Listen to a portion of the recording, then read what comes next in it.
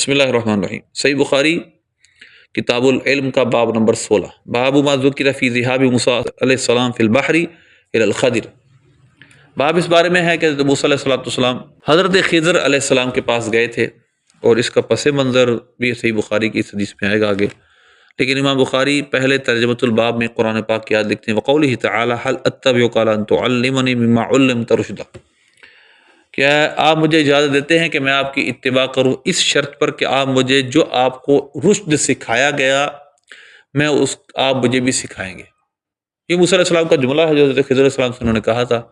15 پارے کے آخری رکوع میں یہ واقعہ شروع ہوتا ہے، اذ قال موسیٰ لفتاہ لا ابرح حتی ابلغ مجمع البحرین او امضی حقبہ، یہاں سے شروع ہوتا ہے اور 16 پارے کے پہلے رکوع کے آخر میں ختم ہوتا ہے۔ اس پورے واقعے کی تفصیلات انشاءاللہ ہم آئندہ بیان کریں گے، لیکن جتنا یہاں امام بخاری نے ذکر کیا اتنا ہی ہم ذکر کریں گے۔ موسیٰ علیہ السلام حضرت بنی اسرائیل کے مشہور نبی ہیں، سب کو پتہ ہے، عمران بن شسر بن قاہث بن لاوی بن یعقوب بن اسحاق بن ابراہیم علیہ السلام آپ کا لقب، آپ کا نسب ہے۔ جس وقت حضرت عمران آپ کے والد تھے ان کی عمر 70 سال ہوئی، اس وقت موسیٰ علیہ السلام پیدا ہوئے، اور عمران 137 سال کی عمر میں فوت ہوئے تھے آپ کے والد۔ حضرت موسیٰ علیہ السلام کی عمر 120 سال تھی جب آپ فوت ہوئے، اور ایک قول میں 160 سال تھی۔ بہرحال موسیٰ علیہ السلام کا یہ واقعہ قرآن پاک میں بھی ہے اور احادیث میں اس کی اور تفصیل ہے۔ صحیح بخاری کے حدیث نمبر 74 دیکھیے، عن ابن عباس رضی اللہ عنہما انہ تمارا وهو والحر بن قیس بن حصن الفرازی فی صاحب موسیٰ، کہ یہ واقعہ یہاں شروع ہوتا ہے کہ حضرت عبداللہ بن عباس رضی اللہ عنہ فرماتے ہیں، ان کی سے روایت ہے کہ وہ اور حر بن قیس بن حصن الفزاری موسیٰ علیہ السلام کے صاحب کون تھے، اس کے بارے میں ان کی ہوئی بحث کہ وہ کون تھے جو موسیٰ علیہ السلام کو ملے تھے مجمع البحرین کی جگہ جہاں دو سمندر ملنے کی جگہ تھی۔ اب تھوڑا تذکرہ ہم خضر علیہ السلام کا کر لیتے ہیں۔ حضرت خضر علیہ السلام آپ کے نام میں کئی اقوال ہیں، کون سا نام آپ کا ہے؟ بہت سارے اقوال لکھے ہیں۔ ایک نام آپ کا نام کے بارے میں قول ہے بلیہ بن ملکان، اور آپ کے نام کی فضیلت بھی ہے کہ آپ کے نام کو جو آپ کی کنیت کے ساتھ یاد کر لے گا اس کا خاتمہ ایمان پر ہوگا، ابو العباس بلیہ بن ملکان۔ اور ان کا لقب خضر ہے، خاضر بھی پڑھا گیا اس کو، کیونکہ آپ جس جگہ بیٹھتے تھے قول پر اس جگہ سبزہ اگتا تھا، جب نماز پڑھتے تو ان کی ارد گرد کی چیزیں سبز ہو جاتی تھی۔ بس ان کے زمانے میں اختلاف ہے کہ یہ کون سے زمانے میں ہوئے، اور بعض نے کہا کہ افریدون کے زمانے میں ہوئے، بعض نے کہا کہ ذوالقرنین اکبر کے زمانے میں آپ ان کے سپاہی تھے، اور ذوالقرنین ان کے وزیر تھے، اور انہوں نے آب حیات پی لیا تھا۔ اب یہ قول آب حیات پینے کا بعض محققین کے درمیان مختلفی ہے کہ آپ زندہ کہ نہیں، لیکن آپ کے بارے میں جو آپ کی تصوف اور آپ کے علم لدنی ہے اس پر سب کا اجماع و اتفاق ہے۔ اب حدیث سنیے۔ اسی طرح حر بن قیس الفزاری جن کی بیعت عبداللہ بن عباس ہوئی، کون ہیں؟ یہ عیینہ بن حصن کے بھائی ہیں۔ یہ اس وفد میں سے ہیں جو غزوہ تبوک کے واپسی کے موقع پر نبی پاک صلی اللہ علیہ وسلم کی خدمت میں حاضر ہوا تھا، اور یہ حضرت عمر کی مجلس میں بیٹھتے تھے۔ واقعہ سنیے اب۔ فقال ابن عباس هو خاضر، حضرت ابن عباس نے فرمایا وہ خضر اسلامی ہیں۔ ومر بہما ابی بن کعب، ان دونوں پر ابی بن کعب جل القدر صحابی گزرے، اور یہ اس امت کے سب سے بڑے قاری ہیں، عقبہ اور بدر شریف کے حاضرین میں سے ہیں۔ حضرت انصاری صحابی ہیں، حضرت ابی بن کعب رضی اللہ تعالیٰ عنہ۔ حضرت عمر کے کہتے تھے کہ ابی بن کعب سید المسلمین ہے، اور انہوں نے نبی پاک صلی اللہ علیہ وسلم سے 164 حدیثیں روایت کی ہیں۔ امام بخاری امام مسلم 3 پر اتفاق کرتے ہیں، اور امام بخاری 4 کے ساتھ منفرد ہیں، امام بخاری 7 کے ساتھ منفرد ہیں، اور 19 سنہ ہجری میں مدینہ شریف میں ان کا انتقال ہوا۔ ایک قول میں 20 میں، ایک قول میں 30 میں بھی انتقال کا قول ملتا ہے۔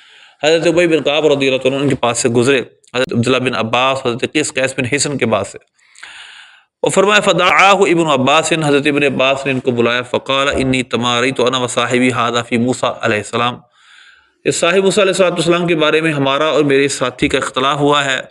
الذی سأل موسیٰ السبیل الی لقیہ، کہ حضرت موسیٰ علیہ السلام نے جن کے بارے میں ملنے کے اللہ سے سوال کیا تھا۔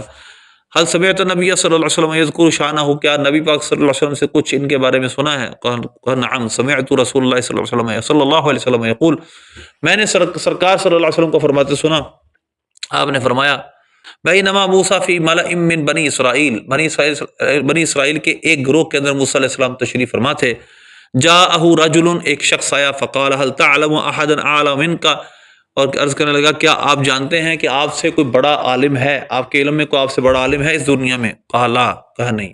موسیٰ علیہ السلام نے اپنے علم کے مطابق بات کی۔ فاوحى اللہ الی موسیٰ، بھلا موسیٰ علیہ السلام کی طرف اللہ نے وحی کی، ہاں ہے، عبدنا خضر، ہمارا بندہ خضر۔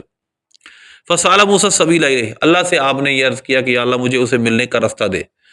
فجعل اللہ له الحوت آیتا، اللہ نے ایک حوت کو، قرآن پاک میں تفصیلی واقعہ ہے، ایک حوت کو یعنی ایک مچھلی کو اس کی نشانی بنا دیا۔ ہاں یہ جو مچھلی ہے تم سے مفقود ہو جائے، زندہ ہو کر دریا میں چلی جائے تو یہ وہاں لوٹ جانا، تم اس کو عنقریب مل لو گے، یعنی خضر کو مل لو گے۔ وکان یتبع اثر الحوت فی البحر، حضرت موسیٰ علیہ السلام اس جو دریا کے اندر مچھلی کا زندہ ہو کر چلنا تھا اس کے پیچھے چلے۔ فقال موسیٰ فتاہ، موسیٰ علیہ السلام سے اس لڑکے نے جو آپ کے ساتھ تھا، یوشع بن نون علیہ السلام، انہوں نے عرض کی ارأیت اذ اوینا الی الصخرۃ، آپ نے نہیں دیکھا کہ جب ہم نے اس چٹان کی پناہ لی تھی، فإنی نسیت الحوت، میں بھول گیا تھا وہاں پر مچھلی کو، وہاں تو مچھلی زندہ ہو کر چل نہیں تھی، ہم جب سفر شروع کیا ہم تھکے تھے، اب آرام کر رہے تھے تو مچھلی وہاں پر زندہ ہو کر دریا میں چلی گئی تھی، تو میں وما انسانی الا الشیطان ان اذکرہ، میں آپ سے ذکر کرنا چاہتا تھا لیکن شیطان نے مجھے بھلا دیا۔ واتخذ سبیل فی البحر عجبا، اس نے تو دریا میں عجیب سا راستہ بنا لیا۔ قال ذلک ما كنا نبغی، آپ نے فرمایا یہی تو وہ چیز تھی ہم تلاش کر رہے تھے۔ فارتد علی آثارہما قصصا، تو وہ اپنے پاؤں کے اثروں کے بل چلے۔ فوجد، اب قرآن پاک میں بھی ہے اور صحیح بخاری، فوجد خضرا، انہوں نے خضر علیہ السلام کو وہاں پا لیا۔ وقال من شانہ الذی قص اللہ عز وجل فی کتابہ، اور ان کا معاملہ وہ جو اللہ نے اپنی کتاب میں اس کے پاس بیان کیا۔ وعلمناہ من لدنا علما، ان کو ہم نے علم لدنی عطا کیا تھا، اپنی طرف سے علم دیا تھا۔ موسیٰ علیہ السلام سے فرمایا کہ آپ مجھے اجازت ہے کہ میں آپ کی اتباع کروں، جو آپ کو رشد سکھایا گیا اس کے بارے میں۔ ایک نقطہ یہاں پر میں آخر میں بیان کروں گا، دیکھیے اگر اولیاء کے بغیر انسان بلا وسیلہ اللہ کی تک پہنچ سکتا ہے، اللہ سے ہر چیز جان سکتا ہے، تو موسیٰ علیہ السلام اس کے سب سے بڑے حقدار تھے۔ وہ کس طرح؟ موسیٰ علیہ السلام کلیم اللہ ہے، وکلم اللہ موسیٰ تکلیما، قرآن نے کہا کہ موسیٰ علیہ السلام سے اللہ نے کلام فرمایا۔ یہ موسیٰ علیہ السلام وہ ہیں جو اللہ سے ڈائریکٹ بالمشافہ ہم کلام ہوتے ہیں، لیکن یہ بھی اللہ ان کو فرماتا ہے جاؤ میرے بندے کے پاس، تمہیں سیکھنے کو ملے گا۔ تو موسیٰ علیہ السلام عرض کیوں نہیں کرتے یا اللہ تو ہی مجھے سکھا دے، مجھے تو بندوں کے پاس کیوں بھیج رہا اپنے، تو میری شارک سے قریب، تو مجھ سے ہم کلام ہوتا ہے، تو مجھے سکھا دے، تو میرا مالک و خالق۔ موسیٰ علیہ السلام نے سوال نہیں کیا کیونکہ آپ جانتے تھے اللہ کے قوانین کیا ہیں، سکھائے گا وہی، اس کو بھی اللہ نے سکھایا ہے جس کو اللہ نے قرآن میں کہا وعلمناہ من لدنا علما، ہم نے ان کو علم لدنی سکھایا ہے۔ تو اب سکھایا اس کو بھی اللہ نہیں ہے۔ حضرت موسیٰ علیہ السلام نے یہ نہیں کہہ رہے اللہ تم مجھے وہی سکھا دے، خضر علیہ السلام کے پاس کیوں بھیج رہا ہے؟ اس سے پتہ چلا کہ اللہ کی مرضی اور منشا اور قانون بھی یہی ہے کہ وہ جب تک کسی اپنے عارف اور اپنے کسی بندے کے پاس کسی بندے کو نہیں بھیجتا، وہ اپنی بارگاہ کی راہ نہیں دیتا، وہ علوم لدنیا اور علوم باطنہ عطا نہیں کرتا۔